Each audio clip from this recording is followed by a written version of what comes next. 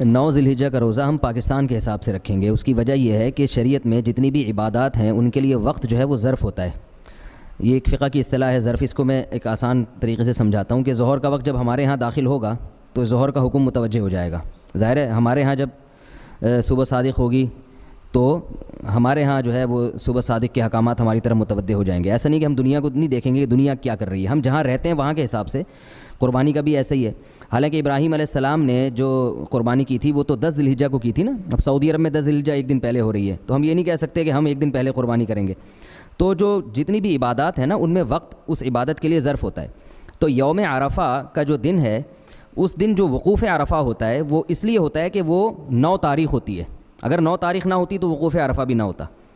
تو عرفہ کا روزہ وہ بھی عرفہ کے دن ہوگا۔ تو جس دن ہمارا عرفہ کا دن ہوگا، یعنی میں اس لیے وضاحت کر رہا ہوں کہ بعض لوگ کہتے ہیں چونکہ ہمارے ہاں عرفہ نہیں ہے، وقوف عرفہ نہیں ہے، سعودیہ میں وقوف عرفہ جس دن ہے تو اس دن عرفہ کا روزہ بھی ہوگا۔ تو بھئی سعودیہ میں وقوف عرفہ کی یعنی سعودیہ میں وقوف عرفہ کی وجہ سے روزہ نہیں ہو رہا، بلکہ 9 ذی الحجہ کی وجہ سے وقوف عرفہ ہو رہا ہے۔ تو ہمارے ہاں بھی 9 ذی الحجہ کی وجہ سے روزہ ہوگا، نہ کہ عرفہ کی وجہ سے ہوگا، کیونکہ عرفہ خود کسی اور وجہ سے ہو رہا ہے۔ تو اس لیے یہ جو دن ہے نا وقت، یہ ظرف ہے، تو اس میں جو عبادت کی جائے گی اس وقت کو ملحوظ رکھ کے کی جائے گی، اس لیے ہم اپنے حساب سے 9 ذی الحجہ کا روزہ رکھیں گے۔ بسم اللہ الرحمن الرحیم۔ آج ذی الحجہ کی پہلی تاریخ ہے۔ ذی الحجہ کا مہینہ جب شروع ہو جائے تو رسول اللہ صلی اللہ علیہ وسلم کی کچھ ہدایات ہیں اس کے بارے میں۔ آپ صلی اللہ علیہ وسلم نے صحیح حدیث میں فرمایا کہ ما من ایام العمل الصالح فیہا احب الی اللہ من هذه الايام او كما قال صلی اللہ علیہ وسلم، کہ ان 10 دنوں میں اللہ کو نیک عمل بہت زیادہ محبوب ہے۔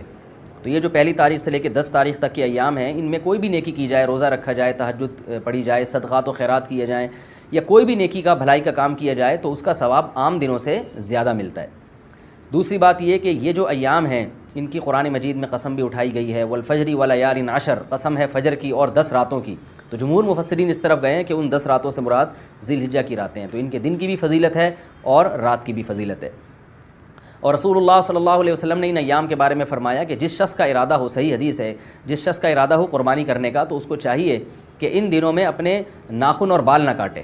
تو بہتر ہے، مستحب ہے، کوئی فرض واجب نہیں ہے، لیکن افضل یہ ہے کہ جس نے قربانی کرنی ہو تو وہ پہلی تاریخ سے لے کر جب تک قربانی نہ کر لے وہ اپنے بال اور ناخن نہ کاٹے، افضل ہے یہ۔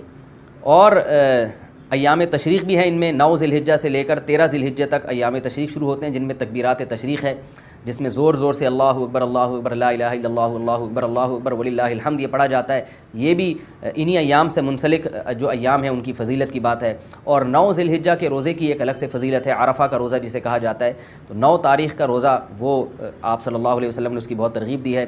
تو یہ چند احکام تھے جو ان 10 دنوں سے متعلق تھے۔ اللہ تعالیٰ سے دعا ہے کہ ہمیں ان ایام کی جو فضیلت ہے ان کو حاصل کرنے کی اللہ تعالیٰ ہمیں توفیق عطا فرمائے۔ وما علینا الا البلاغ۔